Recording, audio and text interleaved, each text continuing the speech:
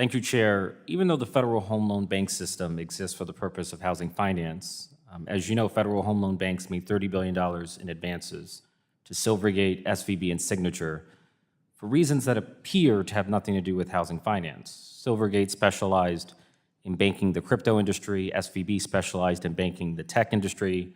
Neither one had a particular focus on housing that would justify a massive liquidity injection. Do you think the $30 billion in advances to Silvergate and SVB are an example of mission creep on the part of the Federal Home Loan Bank system? I think that the activities of the bank itself are certainly up to the primary federal regulator. When an institution that's a member of the Home Loan Bank system comes to the Home Loan Bank for advances, they have to provide collateral, and we haircut the collateral so that the advances are protected. When we provide advances, or when the home loan banks provide advances to the member, they have to, or they should be using those funds to either buy mortgage-backed securities or increase community lending or home lending in their respective communities. Many of these institutions— So it sounds like you would agree that it was mission creep. Well, I don't know if their mission is up to their primary federal regulator. Our role is to make sure that they tie their advances to home ownership, whether it's through MBS. Do you have any reason to think that those liquidity injections were related to home ownership? Well, we're doing a review of— You would be the only one who believed that if that were true. Excuse me?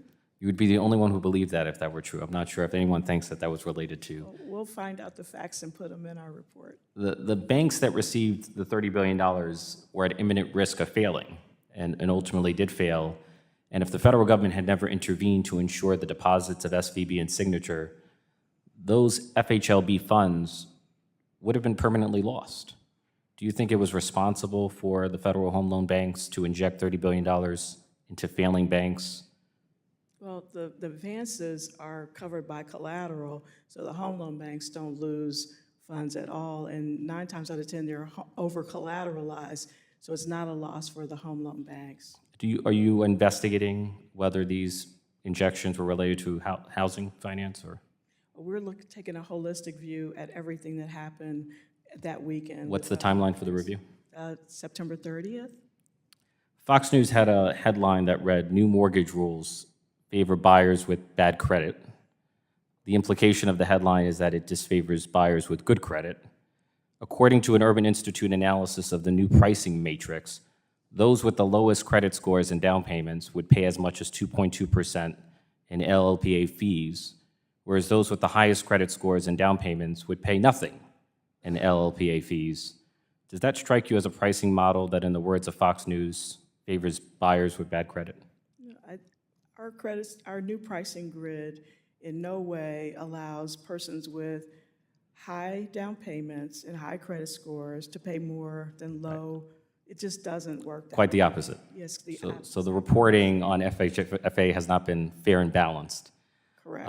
According to the Republican memo, the GSEs are private corporations chartered by the federal government with special benefits to help make home ownership more available and affordable for lower and middle income Americans. Given that description, is it fair to say that the FHFA, as both a regulator and a conservator of GSEs, has a statutory obligation to break down barriers to affordable home ownership for lower income Americans? Yes. And those barriers include high fees, correct?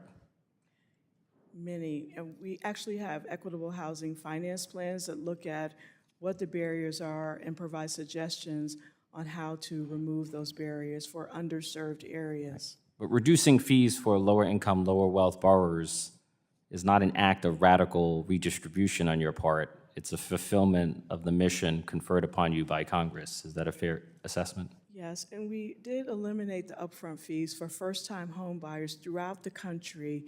The way we're able to pay for that is through second and vacation. The fees charged on second and vacation homes, investor homes, are well more than the fees that were eliminated for first-time home buyers who are credit-worthy but struggling to have a down payment. In the enterprises affordable programs, the average credit score for many of these borrowers, I think for Fannie is 743 and for Freddie is 742. So we're just talking about credit-worthy people. They just don't have a down payment. Thank you.